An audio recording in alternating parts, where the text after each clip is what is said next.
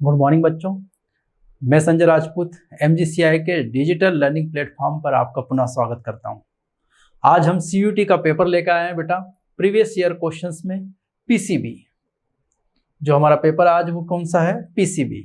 Shift देखें यदि हम तो 25/5/2023, 25/5/2023 शिफ्ट थर्ड का पेपर है। बायोलॉजी का आज हम डिस्कस करने वाले हैं। इससे पहले हम 2 पेपर डिस्कस कर चुके हैं। ये थर्ड पेपर है हमारा CUT का। चलो PCB के क्वेश्चन डिस्कस करते हैं। फर्स्ट क्वेश्चन जो हमारा आया है, which of the following is a hormone releasing IUDs. Barrier method जो हम पढ़ते हैं, उस बैरियर मेथड में एक मेथड है आयोडीज, इंट्रा यूटेराइन डिवाइसेस, और इनको डॉक्टर ही फीमेल में फिट करता है आयोडीज को। और हमारे पास अभी ऐसी आयोडीज है, 3 टाइप्स की जो आयोडीज है, नॉन मेडिकेटेड और हार्मोन रिलीजिंग और इसके अलावा कॉपर रिलीजिंग। अभी यहाँ पर जो आयोडीज पूछा गया है वो आयोडीज कौन सी है? हार्मोन रिलीजिंग, दूसरे नंबर की। और देखें यहाँ पर मल्टीलोड कॉपर रिलीजिंग है, ये LNG-20 हार्मोन रिलीजिंग है, सर्वाइकल के बैरियर मेथड है, और ये वॉल्ट भी बैरियर मेथड है। तो हमारा आंसर निकल के आया LNG-20। LNG-20 और प्रोजेस्टासर्ट, ये दोनों की दोनों जो है ये हार्मोन रिलीजिंग आयोडीज है। सिंपल क्वेश्चन था यहाँ पर। नेक्स्ट चलें यदि हम, early Greek thinkers thought that units of life called spores. Unit of life, जीवन की एक सिंगल लाइफ, जिसको उन्होंने क्या नाम दिया है? Spores. Transfer from different planets including earth. Transfer to different planets including earth. कहीं बाहर स्पेस से लाइफ के स्पोर कहाँ ट्रांसफर हुए? डिफरेंट प्लैनेट्स पे, और कहाँ आए हैं? अर्थ पर। Identify the term associated with the above. वो इससे रिलेटेड टर्म कौन सी है? उन स्पोर्स को क्या कहा है? तो ये एंशिएंट थ्योरी में आता है, जिसे हमने नाम दिया है पेंस्पर्मिया। वही यूनिट ऑफ लाइफ के स्पोर को ही क्या नाम दिया है? पेंस्पर्मिया। तो इन्हें हम सीधा आंसर हमको मिल गया है पेंस्पर्मिया। पेंस्पर्मिया जो है, ये थ्योरी जो है ये ग्रीक फिलोसोफर्स या थिंकर्स ने दी थी। तो यहां से ये आंसर निकल के आता है पेंस्पर्मिया। पेंस्पर्मिया सिद्धांत के अनुसार जीवन जो है उसकी उत्पत्ति जमीन पे हुई है, अर्थ पे हुई है, कि बाहर स्पेस से आया? तो उनके अनुसार यह बताया गया है कि जीवन बाहर स्पेस से आया है। यहाँ पर जीवन पृथ्वी पर ओरिजिन ऑफ लाइफ नहीं हुई है, ये वो पेंस्पर्मिया थ्योरी कहती है। थर्ड क्वेश्चन पे आ जाए हम, the type of non specific immunity present at the time of birth is. Non specific, विशिष्ट नहीं है, और बर्थ के समय मौजूद रहती है, और उसे हम कहते हैं एक्वायर्ड इम्यूनिटी नहीं, ऑटो इम्यूनिटी नहीं, एक्टिव इम्यूनिटी नहीं, इननेट इम्यूनिटी, सहज प्रतिरक्षा। यही बच्चा जन्म के साथ प्रतिरक्षा को लेकर आता है, वो है इननेट इम्यूनिटी, सहज प्रतिरक्षा। चलो अगले क्वेश्चन पे चलें। Arrange the species diversity of the following from equator to the poles. Patterns of biodiversity, जैव विविधता के जो पैटर्न्स हैं उनमें हमने देखा कि जब भी हम इक्वेटर से पोल की तरफ जाते हैं, भूमध्य रेखा से ध्रुवीय क्षेत्र की तरफ जाते हैं, जाते ही जैव विविधता घटती है, बायोडायवर्सिटी क्या होती है? घटती है। इसका मतलब ज्यादा से कम में चलो घटेगी, और यहाँ डाटा से ही समझ जाएंगे हम। सबसे ज्यादा डाटा किसका आ रहा है? Colombia, near the equator, 1400 species. Amazon rain forest species है 1300 बर्ड्स की। न्यूयॉर्क 105 और ग्रीनलैंड 56। संख्या से ही जमा दो इनको, तो 1400 मतलब बी सबसे पहला आएगा। बी देखो कहाँ है पहले में, ये रहा B. Then Amazon rain forest E 1200 आएगा यहाँ पर। अगला 1400, 1300, फिर 1200, इंडिया आएगी यहाँ पर। ए, वेरी गुड। सी जो है वो हमारा 105, और ग्रीनलैंड जो सबसे ज्यादा इक्वेटर की तरफ है, डी। मतलब यहां से आंसर निकल के आता है ए। सेम पैटर्न यहां भी दिया है ACD, लेकिन यहाँ पलट गया है, जबकि जो सबसे ज्यादा नियर है वो कौन है, Colombia. Then Amazon rain forest. यहाँ पर बस आपको डिजिट्स के अकॉर्डिंग अरेंज करना है इसको। किसके अकॉर्डिंग अरेंज करना है, डिजिट्स के अकॉर्डिंग। तो सबसे ज्यादा जो अगर हम बात करें तो नियर इक्वेटर कौन होगा, कोलंबिया। अमेजोन रेन फॉरेस्ट भी वही है इक्वेटर पर ज्यादा स्पीसीज किसकी है, कोलंबिया पर, बर्ड्स की, इसलिए ज्यादा नजदीक Colombia, then Amazon rain forest, then यहाँ पर इंडिया, न्यूयॉर्क एंड ग्रीनलैंड। तो आंसर करेक्ट निकल के आएगा ए। अगला question, which of the following metal can not be recovered from manual recycling process of e waste. ये तो सॉलिड वेस्ट की बात चल रही है, वेस्ट मटेरियल जो आते हैं कहाँ से, डेवलप्ड कंट्री से, डेवलपिंग कंट्री में आते हैं सॉलिड वेस्ट। उनमें किसकी रिसाइकलिंग की जाती है, क्यों आते हैं हमारे यहाँ कूड़ा कचरा, उनमें से रिसाइकलिंग की जाती है गोल्ड की, कॉपर की और निकल की, मरकरी की नहीं की जा सकती। और इन्होंने पूछा है नाट नहीं होती है, तो वो किसकी नहीं होती है, मरकरी की नहीं होती है, क्योंकि मरकरी जो है वो हमारे लिए यहाँ पर ज़्यादा इंपॉर्टेंट नहीं है, क्योंकि वो कंपाउंड्स बनाती नहीं है ज़्यादा, इसलिए हम इनको प्राप्त कर सकते हैं, गोल्ड, कॉपर और निकल को। वो ज़्यादा कंपाउंड्स बनाती नहीं है, इसलिए उसकी रिसाइकलिंग पॉसिबल नहीं है और करते भी नहीं है। अगला question, D which of the following statements are correct regarding decomposition.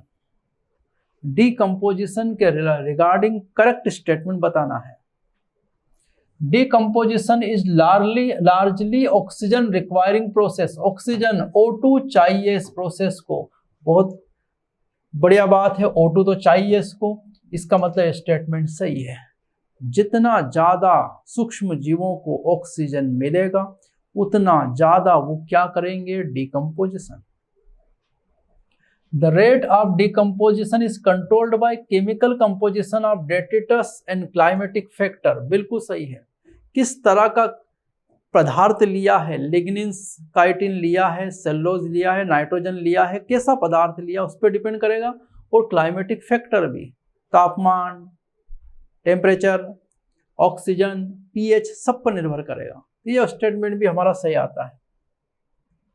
Dry and cold environment favours the decomposition, ये गलत।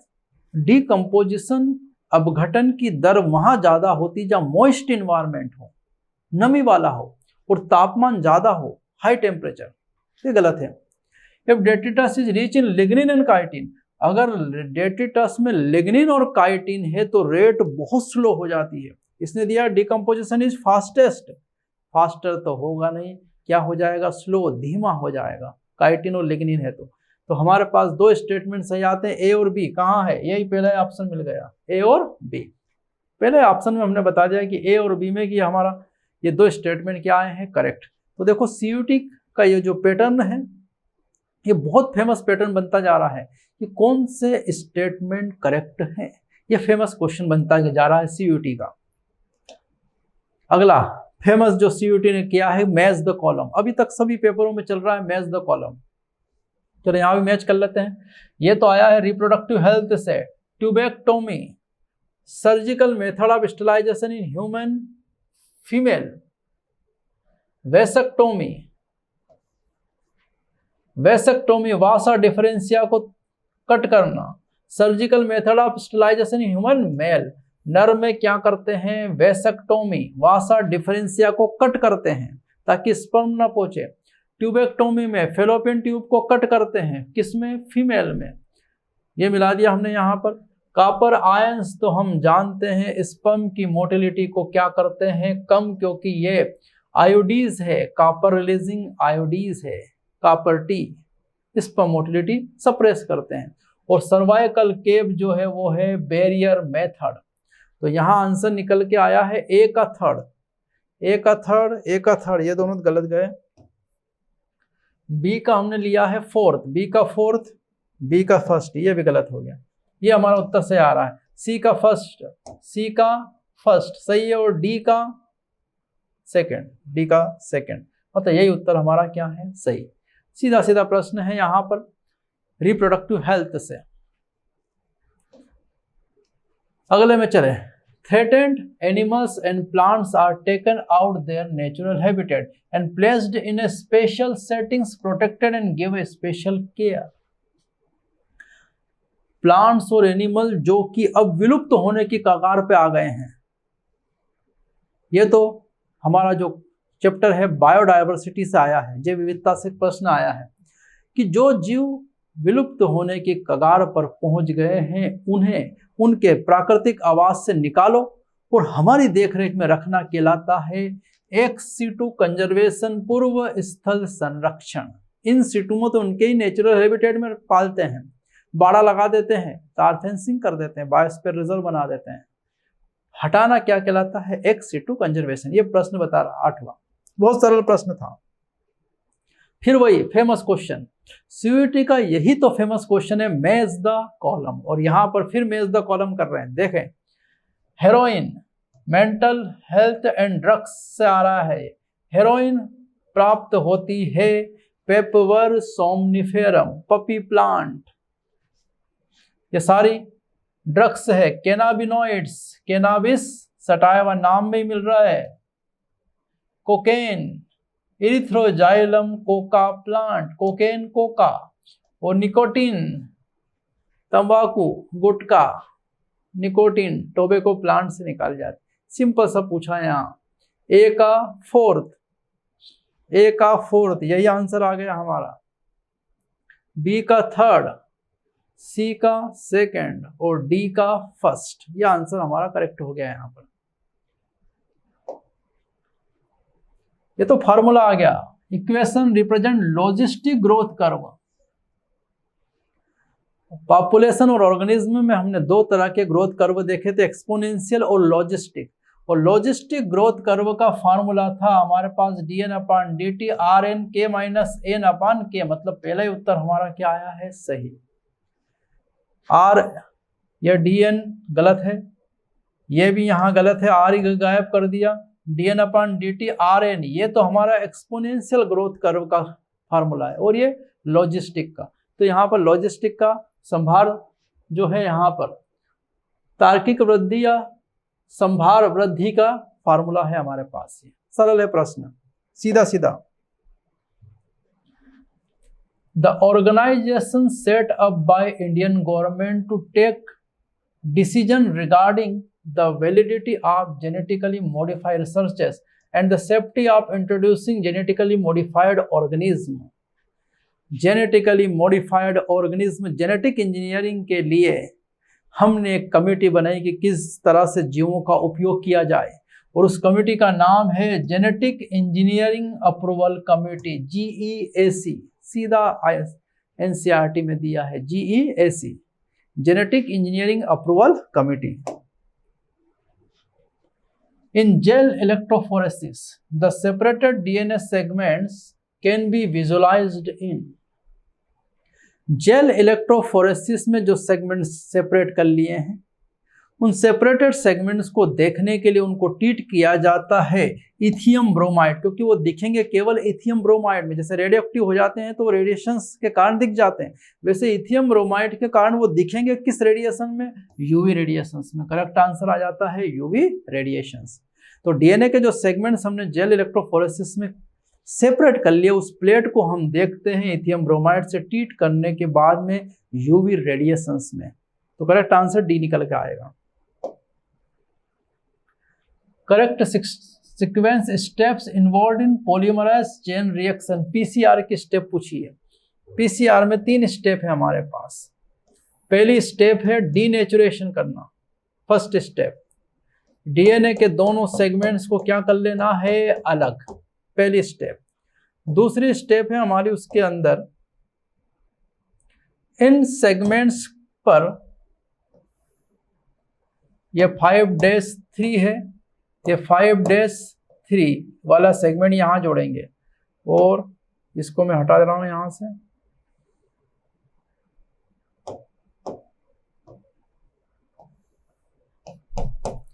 यह है 3-5। तो यहां पर इसमें जोड़ेंगे हम इस जगह पर 5-3 क्योंकि हमेशा डीएनए का सीक्वेंसिंग रेप्लिकेशन होता है 5-3 डायरेक्शन में।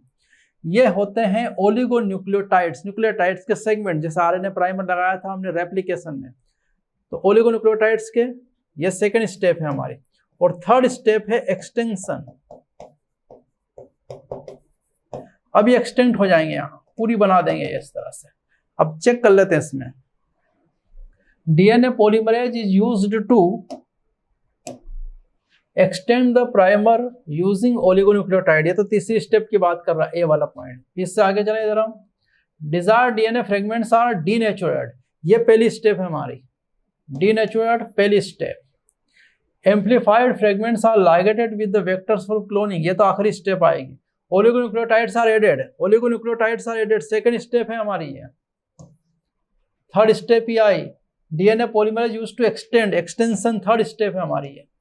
और फोर्थ स्टेप फिर बची हुआ है एम्प्लीफाइड डीएनए फ्रेगमेंट्स। फिर इसको हम कहाँ कर देते हैं, वेक्टर में ट्रांसफर कर देते हैं। अब जमा लेते हैं इनको। फर्स्ट पे क्या आया हमारा बी,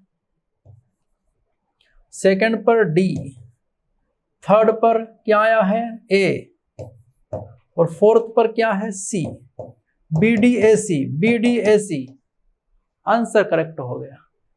इस तरह से सीक्वेंस आपको जमा के रखना। सीक्वेंसिंग के क्वेश्चन सीयूटी ने बहुत फेमस तरीके से पूछे हैं, कई पेपरों में हम देखेंगे ये क्वेश्चन सीक्वेंसिंग वाले आए हैं यहाँ, तो सीक्वेंसिंग का विशेष ध्यान रखना है, गड़बड़ नहीं करना इसमें। अगला है select the organism which does not undergo parthenogenesis, में नहीं होती है, हनी बी में होती है, रोटीफर्स में होती है, टर्की में भी होती है, फ्रूट फ्लाई ड्रोसोफिला मक्खी में पार्थेनोजेनेसिस नहीं होती। तो करेक्ट आंसर क्या आएगा यहाँ पर, फ्रूट फ्लाई। फ्रूट फ्लाई में पार्थेनोजेनेसिस नहीं होती। अगला प्रश्न, in which process unusual nucleotide methyl guanosine triphosphate, methyl guanosine triphosphate is added to the 5' end to HNRNA। जो डीएनए था, इस डीएनए से बना आरएनए जिसको कहा जाता है HNRNA, क्या नाम दिया है HNRNA, और यह रहेगा 5' 3' एंड। फिर इसकी करते हैं जीन स्प्लाइसिंग। क्या करने वाले होते हैं, जीन स्प्लाइसिंग।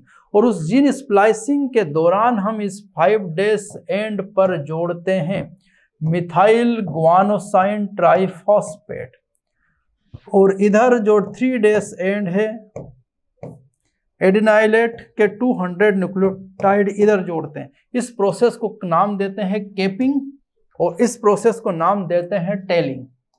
तो यहां पूछा है कहां पर, 5' एंड पर पूछा, इसलिए इसका सही उत्तर क्या आएगा, केपिंग। 3' पर पूछते तो सही उत्तर क्या आता, टेलिंग।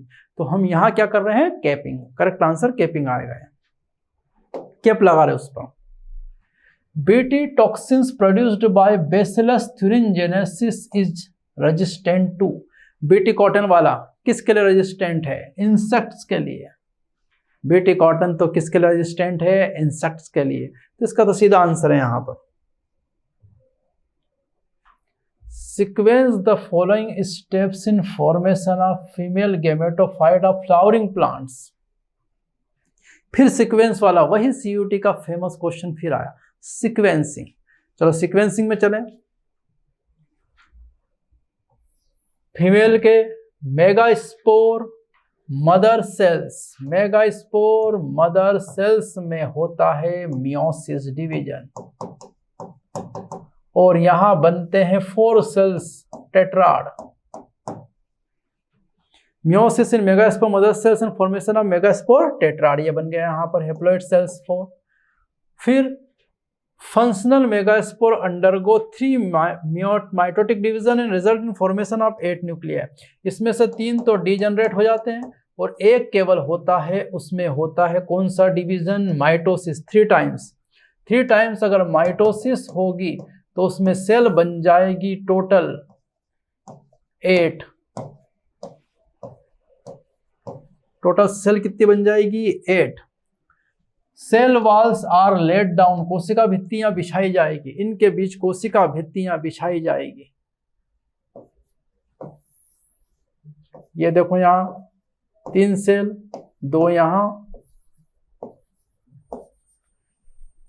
और इनके बीच में बिछा देते हैं कोशिका भित्तियां। ये भित्तियां बिछा दी मैंने।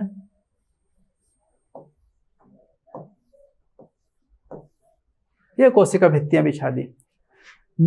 Formation of 7 cells and 8 nucleus हुआ कि नहीं हुआ यहां पर? ये हो गया 1 2 3 4 5 6 7 7 सेल्ड, और न्यूक्लियस कितना है 8। 1 2 3 4 5 ये दोनों साथ में है, 6 7 8 न्यूक्लियस।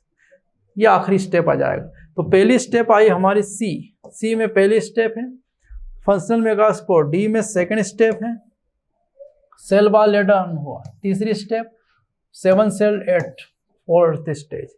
देखो यहाँ सी वाला कौन सा ऑप्शन शुरू हो रहा है? 2 सी, फिर सेकंड क्या गया हमारा डी, ये डी, फिर ए थर्ड, और फोर्थ बी। मतलब ये आंसर हमारा क्या हो गया? करेक्ट। इस तरह से आपको करेक्ट आंसर यहाँ से क्या कर लेना है? ढूंढ निकालना है। बहुत आसान है। यहाँ पर वही जो हम पढ़ते हैं वही सीधा सीधा यहाँ पर मेगा स्पोरोजेनेसिस हमने समझा है। ये फिर वही फेमस क्वेश्चन, सीयूईटी का वही फेमस क्वेश्चन फिर आया यहाँ पर। देखो match the column, salmonella typhoid का जीवाणु, साल्मोनेला टाइफॉइड का, rhinovirus common cold, streptococcus pneumonia, और plasmodium vivax malaria. Simple question है बहुत ही। ए का सेकंड ये रहा, बी का फर्स्ट ये रहा, सी का फोर्थ ये रहा, और डी का थर्ड ये रहा।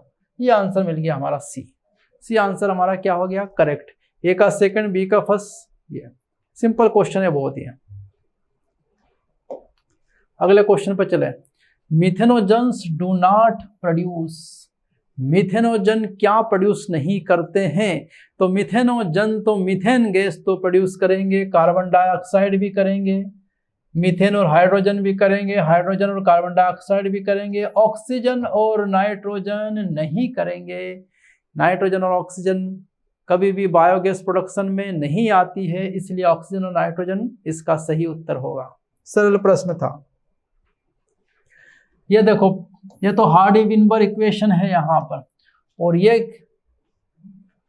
इसका उपयोग किसमें किया जाता है? पॉपुलेशन जेनेटिक्स में इसका क्या किया जाता है? उपयोग। मेंडेलियन जेनेटिक्स में मत लगाना।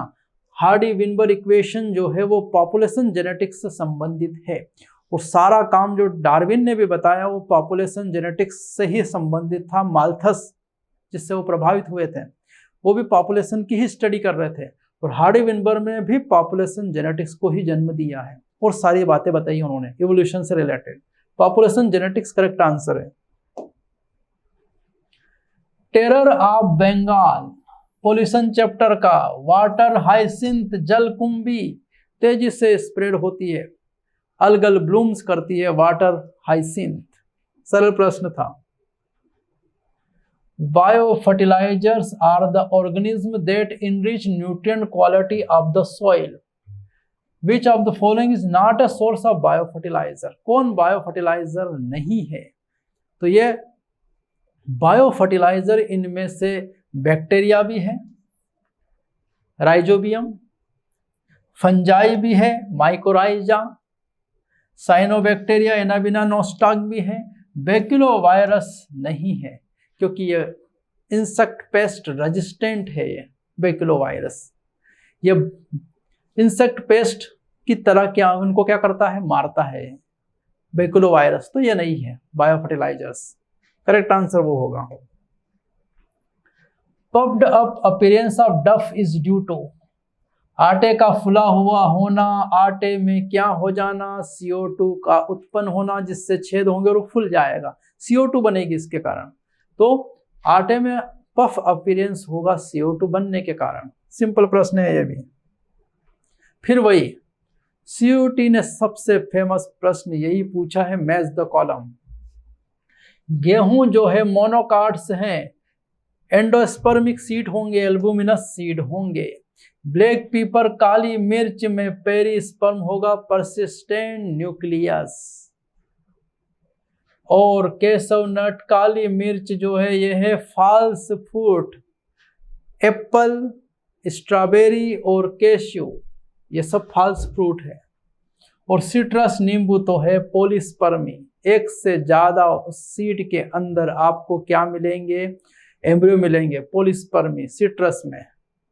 चेक कर लेते हैं, ए का थर्ड ज्यादा आ रहा है, बी का फर्स्ट ये उत्तर मिल गया हमारा, सी का फोर्थ और डी का सेकंड उत्तर मिल गया। आसान था यहां।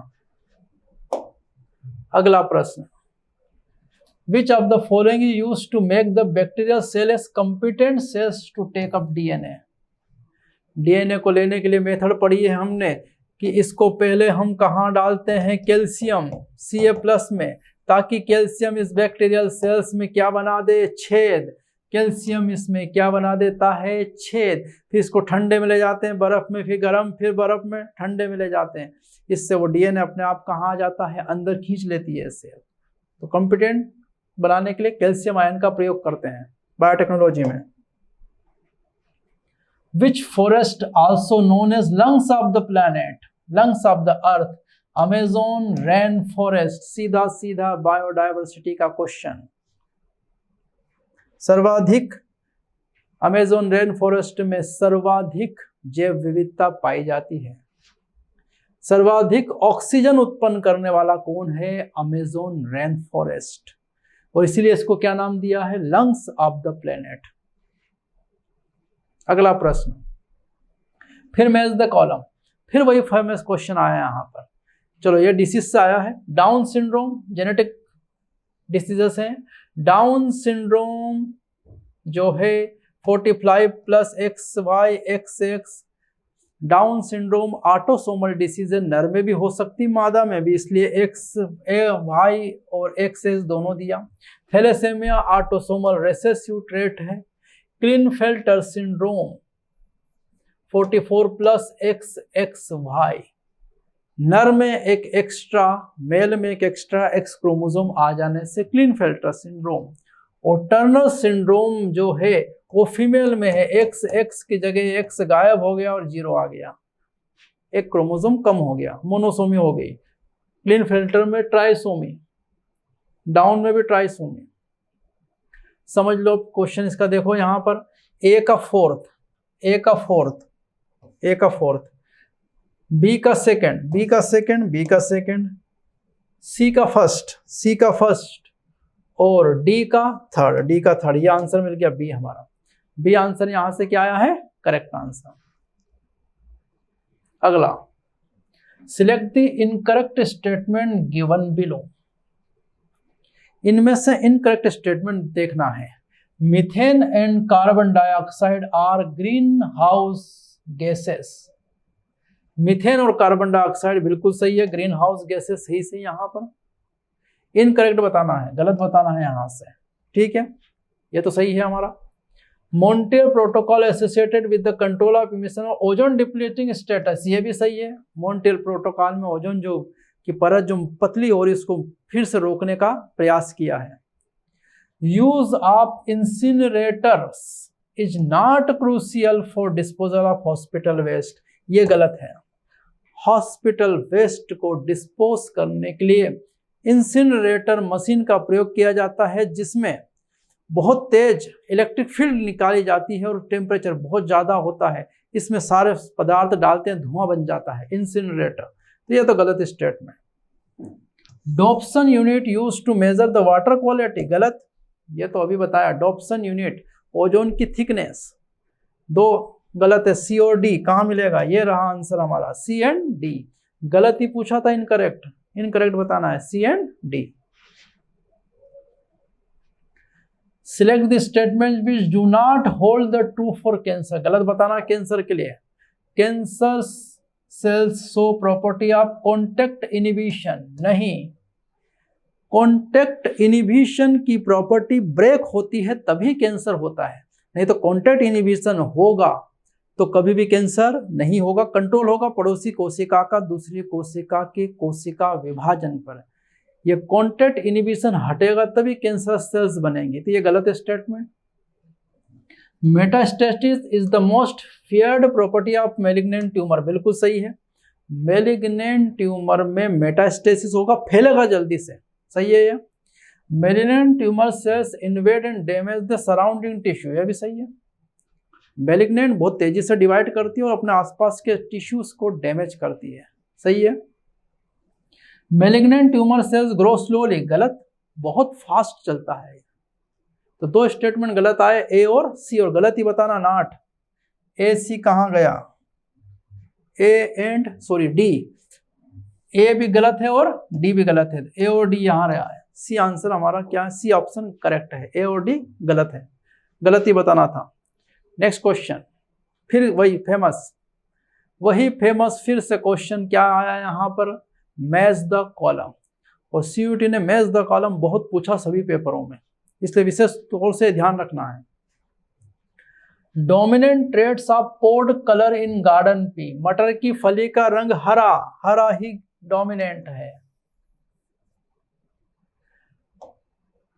अगला यहां पर दिया है physical association of two genes on a chromosome, एक क्रोमोसोम पे दो जीन का होना है लिंकेज।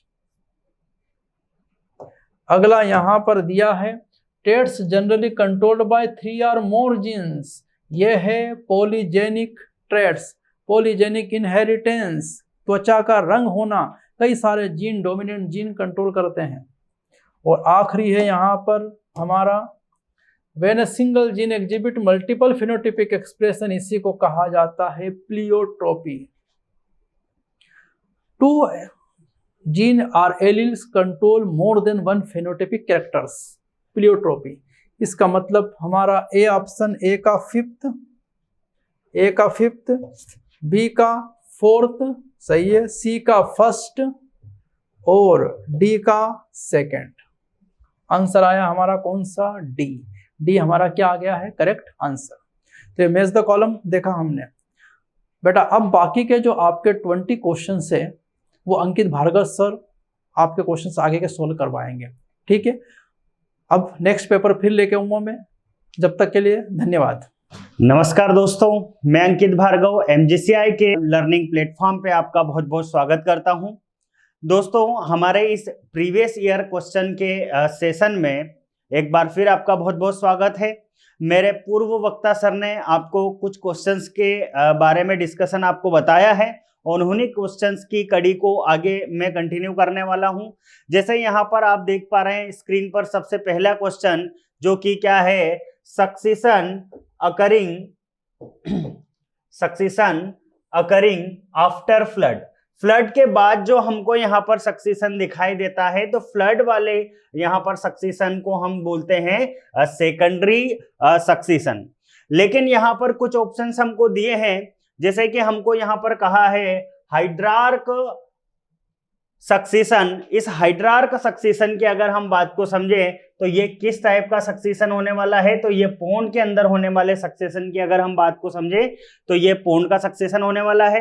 देन बात आ रही है प्राइमरी सक्सेशन की, तो प्राइमरी सक्सेशन कब अकर्स होता है, तो ये होता है वोल्केनिक इरप्शन। वोल्केनिक जो इरप्शंस होते हैं, उन वोल्केनिक इरप्शंस के दौरान जो यहाँ पर सक्सेशन अकर्स होगा उसको हमने बोला है प्राइमरी सक्सेशन। देन यहाँ पर ये जो मिजार्क सक्सेशन वाली बात हो रही है, ये मिजार्क सक्सेशन कब होता है, तो यहाँ पर जब हम रॉक फॉर्मेशन की बात करते हैं, तो रॉक फॉर्मेशन के दौरान जो होने वाला सक्सेशन है जिसको हमने क्या कहा है, मिजार्क सक्सेशन। देन अगला क्वेश्चन हमको यहाँ पे बोला है inbreeding is carried out in animal husbandry because it.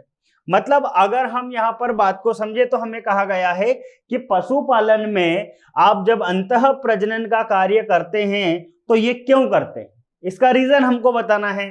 तो हमको बोला है कि जब भी आप इनब्रीडिंग कराओगे तो क्या आप हाइब्रिड विगर इंक्रीज कराना चाहते हो, या फिर आप क्या बोलना चाह रहे हैं वो इम्प्रूव द ब्रीड्स, मतलब नस्लों में सुधार करना चाहते हो, या फिर इंक्रीज द होमोजाइगोसिटी मतलब समयुग्मजता आप बढ़ाना चाहते हैं, या फिर इंक्रीज द होमोजाइगोसिटी और हेट्रोजाइगोसिटी मतलब हेट्रोजाइगोसिटी इंक्रीज करना चाहते हैं।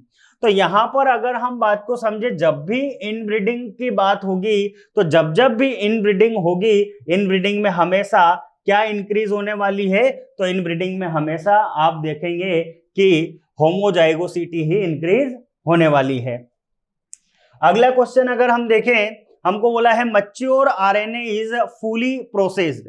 जब भी हम यहां पर बात करते हैं मैच्योर आरएनए की और प्रोसेस्ड फॉर्म की, तो हम एचएन आरएनए को कंसीडर करते हैं। किसको कंसीडर करेंगे हम? एचएन आरएनए को कंसीडर करेंगे। देन अगली बात हमको अगला क्वेश्चन बोला है, टिश्यू कल्चर के माध्यम से हजारों पौधे तैयार करने की जो मेथड है, इस मेथड को हम क्या बोलते हैं? तो इस मेथड को दोस्तों हम जानते हैं माइक्रो प्रोपगेशन। अब माइक्रो प्रोपगेशन में हम क्या करते हैं? तो माइक्रो प्रोपगेशन में हम कोई भी हमारे पास जो प्लांट है दोस्तों, इस प्लांट का जो हमको अपेक्स रीजन दिखाई दे रहा है, जहां पर हम बोल सकते हैं कि उस एरिया में हमको ज्यादा से ज्यादा कौन से सेल्स दिखाई देंगे, तो वहां पर हमको मेरिस्टेमेटिक सेल्स या मेरिस्टेमेटिक टिश्यूज दिखाई देंगे ज्यादा से ज्यादा। और इस मेरिस्टेमेटिक रीजन से हम कुछ टिश्यूज को कलेक्ट करके उनको लेबोरेटरीज में प्रोपगेट करवाएंगे, उनका कल्चरिंग करवाएंगे उनके, और उनसे हम क्या है कई सारे प्लांट्स ऑब्टेन करेंगे। इस प्रोसेस को हम क्या बोलते हैं? Micro propagation. क्लियर? देन अगला क्वेश्चन अगर हम देखें, तो यहां पर हमको कुछ ह्यूमन की अपने को यहाँ पर बात कही गई है, जो इवोल्यूशन वाले चैप्टर में अपन देखते हैं। डायरेक्टली हमको उसी चैप्टर का पूरा पूरा पैराग्राफ यहाँ पर दे दिया गया इवोल्यूशन वाले में। अब इस इवोल्यूशन वाले अगर हम क्वेश्चन की अगर बात को समझे, तो हमको एक तरफ तो ह्यूमंस के साइंटिफिकली हमको साइंटिफिक नेम दे रखे हैं, देन उनके ब्रेन के अंदर किस तरीके की कंडीशंस है, ये कंडीशन अपने को दे रखी है। यहाँ पर इनकी कंडीशंस की अगर हम बात को समझें, तो किसमें क्या कंडीशन अप्लाई होने वाली है। अब यहाँ पर अगर हम बात को समझे, तो बोला है लगभग 900 सीसी की मस्तिष्क क्षमता वाले प्राइमेट्स की अगर हम बात को समझें, तो 900 सीसी का जो ब्रेन कैपेसिटी है वो किनमें होने वाला है? तो ये होने वाला है दोस्तों होमो इरेक्टस में। किसमें होने वाला है? होमो इरेक्टस, मतलब सेकंड के लिए हम ए को कंसीडर करेंगे। दूसरी बात बोली है 1400 सीसी ब्रेन, और ये हमको कहां पर देखने को मिलेंगे? ऐसे प्राइमेट जिनका ब्रेन कितना होगा? 1400 सीसी का होगा, और ये हमको कहां पर देखने को मिल रहे हैं? तो सेंट्रल एशिया रीजन में देखने को मिल रहे हैं। तो यहां पर अगर हम बात को समझे, तो ऐसा कौन होगा? तो निएंडरथल मानव, जिनको हम बोलते हैं निएंडरथल मैन, तो यहां पर हम इसको बी कंसीडर कर रहे हैं। थर्ड हमारे पास जो बोला है हमको, प्राइमेट जो अफ्रीका में पैदा हुए और महाद्वीपों पे चले गए और अलग अलग नस्लों में विकसित हुए। यहां पर अगर इसकी बात को अगर हम समझें, तो जो होमोसेपियंस थे, जो कि हम यहां पर हमारे खुद की बात करें, तो हमारा जो ओरिजिन है वो कहाँ से है? तो हमारा ओरिजिन जो है वो कहाँ से? अफ्रीका से है, और जो कि हम अलग अलग अब हमारे पूरे अर्थ पर अगर देखें तो डिस्ट्रीब्यूट हो चुके हैं। देन अगली बात हमको बोली है डी में क्या बात बोली है हमको बोला है 650 to 800 ब्रेन कैपेसिटी, है ना। यहाँ पर हमको बोला है कि 650 से 800 सीसी वाले ब्रेन कैपेसिटी वाले जो प्राइमेट है, संभवतः जो क्या नहीं खाते हैं? मांस। मतलब कुल मिलाकर के अगर देखें हम, तो ये क्या पूरे तरीके से 100% हर्बीवोरस रहे हैं। तो ऐसी स्पीसीज की अगर हम बात को समझे, तो वो कौन हो गए हैं? तो उनके बारे में हमको बोला है होमो हैबिलिस। किसको बोला है बेटा? Homo habilis.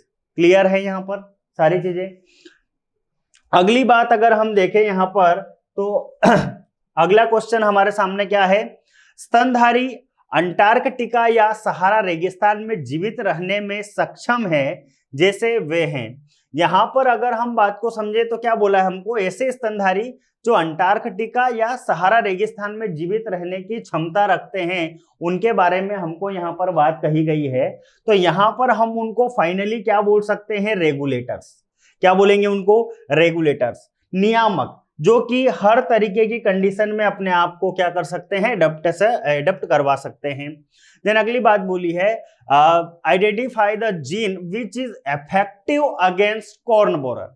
कॉर्न बोरर के लिए अगर हम यहाँ पर बात को समझे कि कॉर्न बोरर के लिए कौन सा जीन इफेक्टिव रहने वाला है, तो यहाँ पर अगर हम बात को समझे तो कौन रहने वाला है दोस्तों, cry first AB, cry first AB। ये जो जीन है ये कॉर्न बोरर के लिए रिस्पॉन्सिबल होने वाला है। इसके अलावा अगर हम बात करें यहाँ पर क्राई फर्स्ट AC या फिर क्राई सेकेंड AC की, इन दोनों की अगर हम बात को समझें तो ये हमको किसके लिए रिस्पॉन्सिबल देखने को मिले थे, तो बीटी कॉटन से रिलेटेड है। ये किससे रिलेटेड है, बीटी कॉटन से। क्लियर है। अगला क्वेश्चन अगर हम देखें, अगला क्वेश्चन हमको क्या कहा है, उस जीव की पहचान करें जो एकल कोशिकीय प्रोटीन का स्रोत है और व्यावसायिक पैमाने पर उगाया जाता है। यहां पर अगर हम बात को समझें तो ये जो तीन हमको दिख रहे हैं बैक्टीरिया, इनका हम एग्रीकल्चरल यूज में लेते हैं और इनका कभी भी हम कमर्शियल अगर देखें तो प्रोडक्शन नहीं लेते हैं। लेकिन हमको एक स्पेशल उसने स्टेटमेंट दिया है कि सिंगल सेल, और हमको अगली बात क्या बोली है, उसने बोला है हमको source of single cell protein. Single cell protein की अगर बात को समझे तो हमारे पास जो रहने वाला है वो कौन रहने वाला है, स्पिरुलिना। स्पिरुलिना की अगर हम बात को समझे जो कि एक तरीके का क्या है, साइनोबैक्टीरिया है, और इसको हम अगर देखें तो एज प्रोटीन के रूप में हम इसकी मतलब पील्स या इस तरीके से देखें तो सप्लीमेंट फूड के रूप में इसको हम लेना पसंद करते हैं। अगली बात अगर देखें तो हमको बोला है स्पर्मेटोजेनेसिस की प्रोसेस हमको यहां पर बताई गई है। स्पर्मेटोजेनेसिस की प्रोसेस में हमको बोला है उन्होंने correct statement from the following. अब हमको यहां पर एक करेक्ट स्टेटमेंट यहां से क्या करना है, सिलेक्ट करना है। यहां पर हमको कुछ स्टेटमेंट्स दे रखे, इनमें से हमको करेक्ट को सिलेक्ट करना है। अब यहां पर अगर हम बात को समझे तो स्पर्मेटोजेनेसिस की जो प्रोसेस है, इस स्पर्मेटोजेनेसिस की प्रोसेस में अपने को क्या बात बोली है, सबसे पहले हमको स्टेटमेंट दिया है स्पर्मेटोगोनिया हमेशा अर्धसूत्री विभाजन से गुजरता है। बिल्कुल गलत स्टेटमेंट है दोस्तों। क्यों? क्योंकि स्पर्मेटोगोनिया जो होता है यह हमेशा किस तरीके का डिवीजन करता है, तो माइटोटिक डिवीजन करता है, मतलब समसूत्री विभाजन करता है।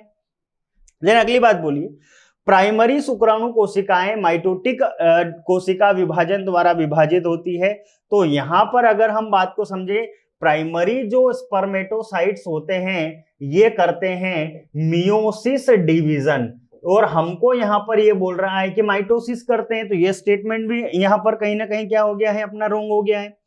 थर्ड स्टेटमेंट दिया है secondary spermatocyte having 23 chromosome and undergo second meiotic division. बिल्कुल यहां पर अगर हम बात को समझें तो ये स्टेटमेंट अपने को बिल्कुल यहां पर अगर देखा जाए तो करेक्ट दिया गया है। अगर हम यहाँ पर डी स्टेटमेंट की बात करें, क्या बोला है, spermatozoa are transform into spermatids. यहां पर अगर हम एक प्रोसेस को समझें तो हमको बोला है कि स्पर्मेटोजोआ स्पर्मेटिड में ट्रांसफर होते हैं, जबकि इसका ऑपोजिट होता है कि जो स्पर्मेटिड्स होते हैं ये टेल लेस, अगर हम इनको एक तरीके से देखें तो टेल लेस स्पर्म्स होते हैं। कौन? स्पर्मेटिड्स। और यही जब मैच्योर होते हैं तो एक तरीके से ये किसमें कन्वर्ट होते हैं, स्पर्मेटोजोआ में, या फिर जिनको हम बोलते हैं मैच्योर स्पर्म, है ना। तो ये स्टेटमेंट भी अपना गलत हो जाएगा। तो कुल मिला करके अगर हम देखें तो हमारा जो सी वाला स्टेटमेंट रहेगा बी ऑप्शन में ये करेक्ट होने वाला है। अगला क्वेश्चन देखें, अगर हमको बोला है यहां पर identify the statement which do not hold true for deoxyribose nucleic acid. यहां पर अगर हम देखें तो हमको ऐसा स्टेटमेंट यहां पर बोलना है या उसको सिलेक्ट करना है जो डीऑक्सीराइबोज न्यूक्लिक एसिड, मतलब हमारा जो डीएनए है उसके लिए क्या होने वाला है, करेक्ट होने वाला है।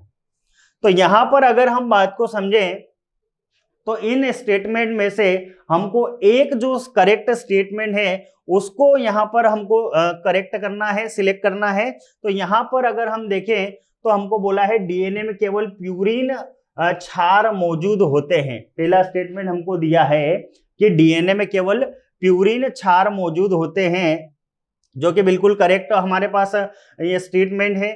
फिर दूसरी बात बोली है डीऑक्सीराइबोस शर्करा मौजूद होती है। बिल्कुल यहाँ पर अगर देखें तो कहीं ना कहीं ये हमारा स्टेटमेंट गलत होगा। देन अगली बात बोली हमको एक नाइट्रोजनस क्षार एक एन ग्लाइकोसिडिक लिंकेज के माध्यम से 1C पेंटोस शर्करा के साथ जुड़ा होता है, जो कि कहीं ना कहीं ये भी हमारा गलत स्टेटमेंट होगा। देन डी बोला है फास्फेट समूह एक न्यूक्लियोटाइड के 4 कार्बन के हाइड्रोक्साइड से बना होता है। तो यहां पर अगर देखें तो ये स्टेटमेंट हमारा करेक्ट होने वाला है। देन हमारा जो ए स्टेटमेंट है ये भी करेक्ट है, मतलब हम बोल सकते हैं कि हमारा जो ऑप्शन ए है ये करेक्ट होने वाला है। ठीक, नेक्स्ट क्वेश्चन की अगर हम बात करें तो हमको यहाँ पर एक पैराग्राफ दिया है, पैसेज दिया है। इस पैसेज को हमको रीड करना है। देन इसके बेस पे हमको कुछ क्वेश्चंस दिए गए हैं, उनको सोल्व करना है। जैसे हमको बोला है जब एक मेजबान एंटीजन के संपर्क में आता है जो जीवित या मृत रोगाणुओं या अन्य प्रोटीन के रूप में हो सकता है, तो मेजबान शरीर में एंटीबॉडी का उत्पादन होता है और इस प्रकार की प्रतिरक्षा को सक्रिय प्रतिरक्षा कहा जाता है। सक्रिय प्रतिरक्षा धीमी होती है और इससे अपनी पूर्व प्रभावी प्रतिक्रिया देने के समय लगता है। टीकाकरण के दौरान जानबूझकर रोगाणुओं को इंजेक्ट करना या प्राकृतिक संक्रमण के दौरान शरीर में प्रवेश कराने वाले संक्रामक जीवों से सक्रिय प्रतिरक्षा उत्पन्न होती है।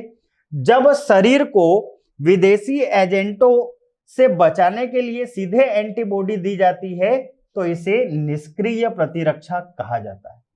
अब इसी के बेस पे हमको कुछ क्वेश्चन दिए गए हैं, उन क्वेश्चंस को सोल्व करना है।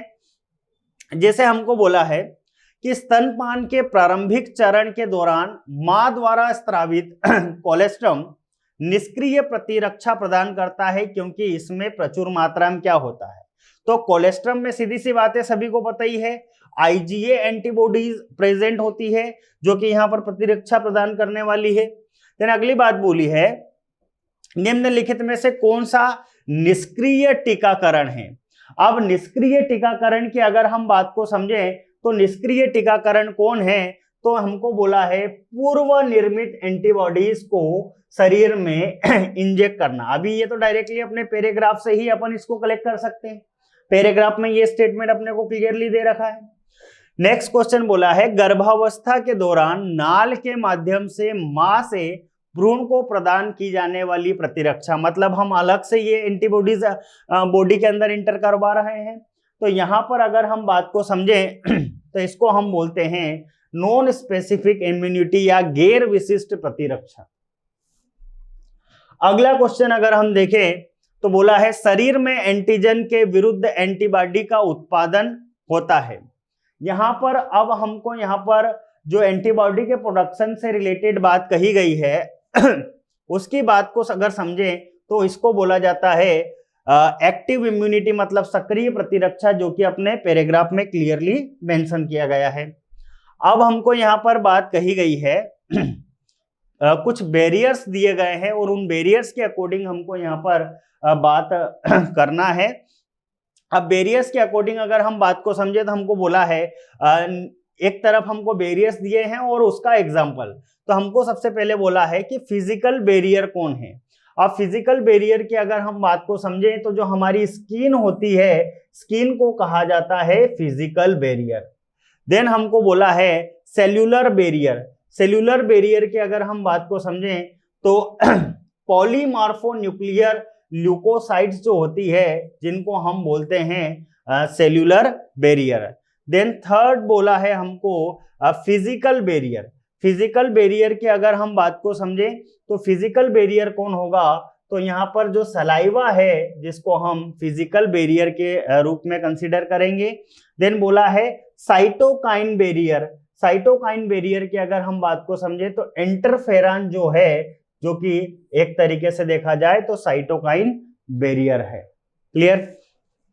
नेक्स्ट क्वेश्चन की अगर हम बात को समझें तो यहाँ पर इकोसिस्टम से डायरेक्टली अपने को डायग्रामेटिक क्वेश्चंस पूछने की प्रोसेस उसने कर दी है ना। यहाँ पर अगर हम बात को समझे तो इस पैराग्राफ को हमको ध्यान से देखना, इस इमेज को ध्यान से देखना और इसके बिहाफ पे हमको कुछ क्वेश्चन सोल्व करना है। जैसे पहला हमको यहाँ पर जो क्वेश्चन दिया है क्या है वो, निम्नलिखित में से कौन प्रथम पोषी स्तर का गठन करता है? Which of the following constitutes the first trophic level. First trophic level की अगर हम बात को समझे तो फर्स्ट ट्रोफिक लेवल के बारे में क्या बात बोली है, तो जो प्लांट होते हैं इनको हम फर्स्ट ट्रोफिक लेवल में कंसीडर करते हैं। अगली बात अगर देखें तो बोला है गोरैया निम्नलिखित में से किस श्रेणी में आती हैं? Sparrow comes under which of the following categories. अब यहां पर अगर हम गोरैया की अगर बात को समझें तो गोरैया को हमने कहां पर रखा है, उनकी अगर बात को समझें तो इनको हमने सेकेंडरी कंज्यूमर में रखा है, जो बर्ड्स होते हैं। अगली बात देखें, प्रत्येक पोषी स्तर में एक विशेष समय पर जीवित सामग्री का एक निश्चित द्रव्यमान होता है जिसे कहा जाता है। यहां पर इस क्वेश्चन की अगर हम बात को समझें तो उसको हम क्या किसमें कंसीडर करते हैं? स्टैंडिंग क्रॉप, मतलब खड़ी फसल में कंसीडर करेंगे। अगली बात बोली है निम्नलिखित में से कौन प्राथमिक उपभोक्ता नहीं है? प्राइमरी कंज्यूमर नहीं है। तो प्राइमरी कंज्यूमर कौन नहीं है? तो यहाँ पर प्राइमरी कंज्यूमर की अगर हम बात को समझें तो किसको कंसीडर करने वाले हैं हम? तो प्राइमरी कंज्यूमर में हम स्नेक को कभी भी कंसीडर नहीं करेंगे। अगली बात अगर हम देखें, नेक्स्ट क्वेश्चन क्या है हमारा, निम्नलिखित में से कौन सा अपरद खाद्य श्रृंखला का एक हिस्सा नहीं है? तो जो हमारी फूड चेन है उसका मेंबर हमको बोला गया है कि नहीं है। तो फूड चेन का मेंबर कौन नहीं है? तो अर्थवर्म कभी भी फूड चेन का मेंबर नहीं है। बाकी अगर हम बात करें ह्यूमन बीइंग की, स्नेक की, बर्ड्स की, तो ये सारे लोग क्या है? फूड चेन के कहीं ना कहीं मेंबर है। धन्यवाद।